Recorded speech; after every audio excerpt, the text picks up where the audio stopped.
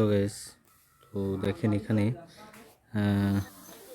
আপনাদের যে মেজরটা কিভাবে ক্লেম করবেন, কিভাবে উইথড্র করবেন সেটা নিয়ে আজকে আলোচনা করবো। অ্যান্ড ভিডিওটি অবশ্যই লাস্ট অবধি দেখবেন। তো নর্মালি আপনারা এখানে চলে আসবেন, টপ নামে যে অপশানটি, টপে আসার পরে দেখেন এখানে ক্লেম রেওয়ার্ড নামে একটি অপশান আছে। এই ক্লেম রেওয়ার্ডের উপরে ক্লিক করে দিবেন। তো এখানে ক্লিক করে দিলে আপনি কতটা টোকেন পাইছেন অ্যান্ড কী কাজ এখান থেকে করছেন সবগুলো শো করবে। তো দেখেন একটু নিচে স্ক্রল করলে এখানে আমি 2টা মাত্র মেজর টোকেন পেয়েছি। তারপর এখান থেকে ওকের উপরে ক্লিক করে দিতে হবে।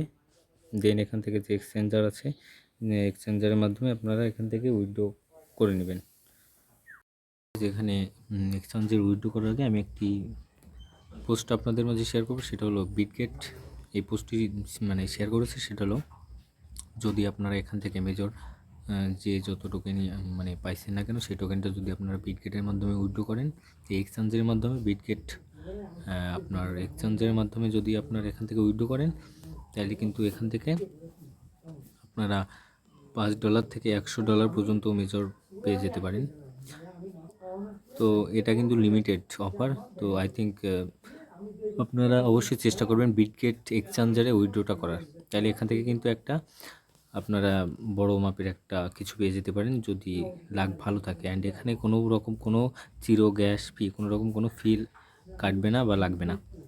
তখন কীভাবে এখানে আপনারা উইথড্র করবেন সেটাই দেখেন, একটু দেখাই। এখানে লেখা আছে open major bot and find details, enter your UID and deposit address. তার মানে মেজর যে ডিপোজিট অ্যাড্রেসটা সেটা কিন্তু আপনার বিটগেট যে এক্সচেঞ্জার আছে সেখানে পেয়ে যাবেন, সেখান থেকে দিবেন। তো কিভাবে কি করতে হবে সেটা আমি দেখাবো এখন। সরাসরি চলে যাবেন আপনারা হলো বিটগেট এক্সচেঞ্জারে। তো বিটগেট এক্সচেঞ্জারে আসার পরে এখান থেকে আপনারা চলে যাবেন অ্যাসেস নামে যে অপশান, রাইট সাইড ডাউন নিচে। তারপর এখান থেকে স্পটের উপরে ক্লিক করবেন। তারপর ক্লিক করে এখানে আপনাদের যেতে হবে হলো ডিপোজিটে। ওকে, তো সরি এখানে না, আপনারা হোমে চলে আসবেন। তারপর এখানে মোর নামে যে অপশান আছে, মোরে ক্লিক করে দেবেন। মোরে ক্লিক করে দেওয়ার পরবর্তীতে দেখেন এখানে ডিপোজিট নামে একটি অপশান আছে, এটার ক্লিক করে দেবেন।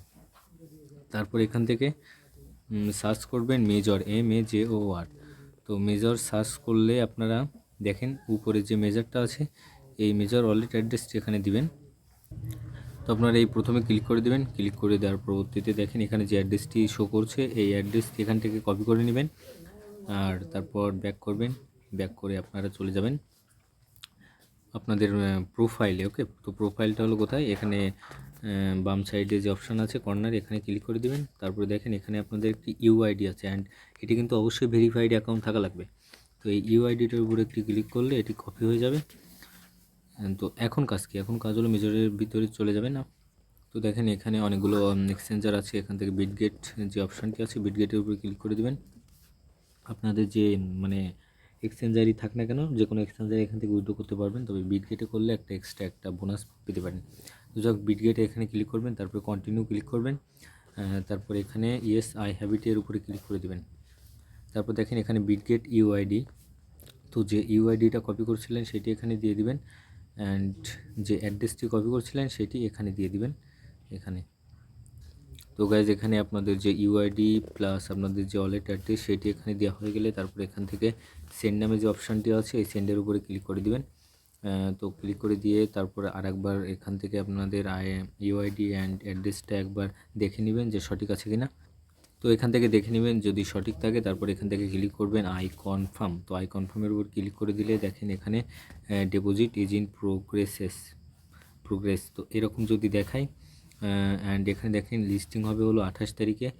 তো এরকম যদি দেখায় তাহলে ডান। তো এখান থেকে আপনারা নর্মালি ওকের উপরে ক্লিক করে দেবেন। তো এভাবে আপনারা এখান থেকে আপনাদের যে বিটগেট এক্সচেঞ্জার আছে সেখানে উইথড্র করতে পারেন খুব সহজেই। আর যদি কেউ বুঝতে না পারেন তাহলে অবশ্যই আমাদের কমেন্ট বক্সে জানাতে পারেন। দেখেন এখানে আগে ক্লেম চিহ্ন ছিল, এখন দেখেন আমি যে টোকেনটা পেয়েছি 2.56 মেজর, সেটা এখানে প্রসেসিং দেখাচ্ছে। তো যাই হোক, এই ছিল আজকের ভিডিও। তো আশা করি আপনাদের বুঝতে সুবিধা হয়েছে। আর যদি বুঝতে না পারেন অবশ্যই কমেন্ট করে জানাবেন। ধন্যবাদ সবাইকে।